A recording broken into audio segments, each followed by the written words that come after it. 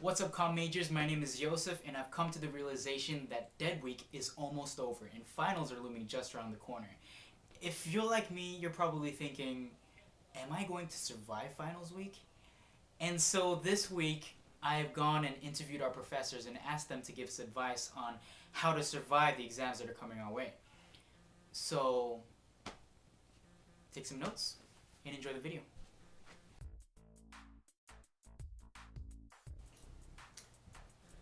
Get your sleep. Don't stay up and pull an all-nighter. It really won't help you. You gotta get some sleep. You've got to eat, study, breathe, and then sleep. Gotta get a lot of sleep. The instinct is to not sleep. That's a terrible instinct.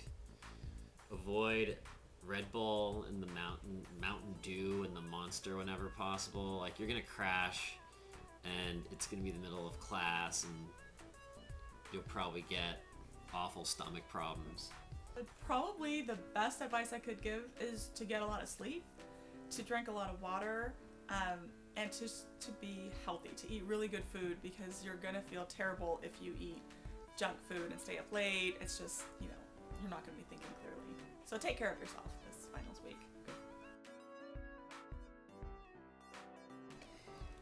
To remember, are you talking about content? Or would you like them to keep foremost in their mind? This will be over in a few days. That's probably the most important thing to remember. Because you can stand almost anything for a short period of time, and we will suffer now and rejoice later. Yes. This too shall pass. Yeah. Okay. And they probably know more than they think going into finals week, and they will survive. Just all the fundamentals that we've covered in class. So for public speaking, just remember the fundamentals of a narrative speech, the fundamentals of a descriptive speech, the fundamentals of a persuasive speech. That's all you really need to do, and just remember all the prep work we did and how important that was. But if you do that, you should be fine. You should be fine. Definitely remember that all the work has already been done. So this is just the last mile of your marathon, so you don't have to think that, oh, this is the worst thing that could ever happen to me.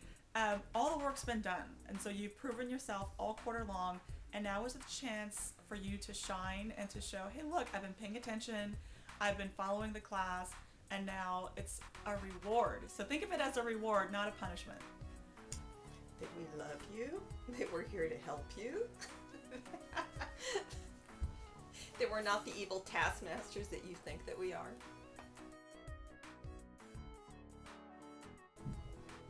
Can people survive this? And if the answer is maybe, I try to back it off.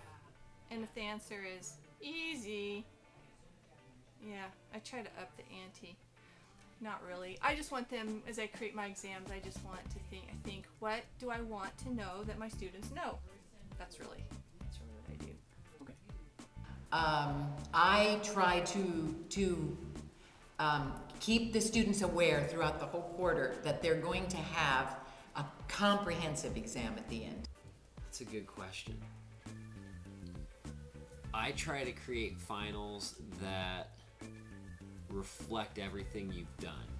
Not necessarily the facts, the figures, because we don't deal a lot with that in speech, but a final that will reveal to me whether or not you've come to master the fundamentals we've talked in class. And if you have, you're probably fine. I don't want to be nitpicky. I want to make sure that they have the general themes of what I've tried to convey during the quarter. I don't want to trip them up. I want to make sure that they do understand the things. What I don't think about is what minuscule thing can I put on the exam that they wouldn't know. Instead, and I know that might seem like some students feel that way, but what I try to do is think, if they learn nothing else in this class, what do I want to make sure they go out knowing?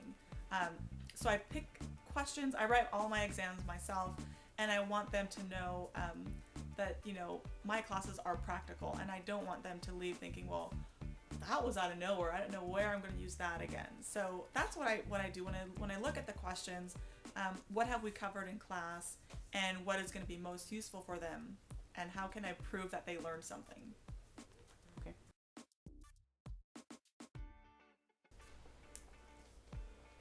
Well, don't be the kid in the dorm who's like studying till 4 in the morning with your K-pop music or your techno, who thinks, I'm gonna pull an all-nighter and I'm just gonna be as loud as you want. Nobody likes that person. And when you go into the final, blow your nose. Don't be, that's so gross. And people are just trying to study and they're trying to pass a class, and you have post-nasal drip, and that's disgusting. So just blow your nose like you were taught in, say, preschool. If you do that, karma will also be on your side. I would like to give my students advice probably every professor gives them. I'm almost certain that that's true.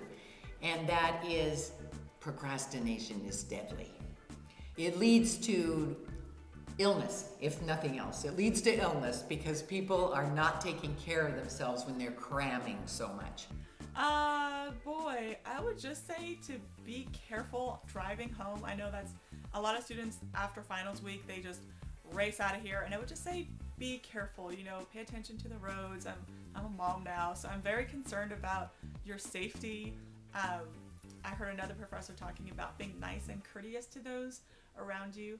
I would say not just to your fellow students, but be nice to your teachers, because right, they're going to be doing grades at the end of the quarter, and they'll remember you when you are a little bit sassy sometimes. Not you, of course, but sometimes students ask for things or demand things.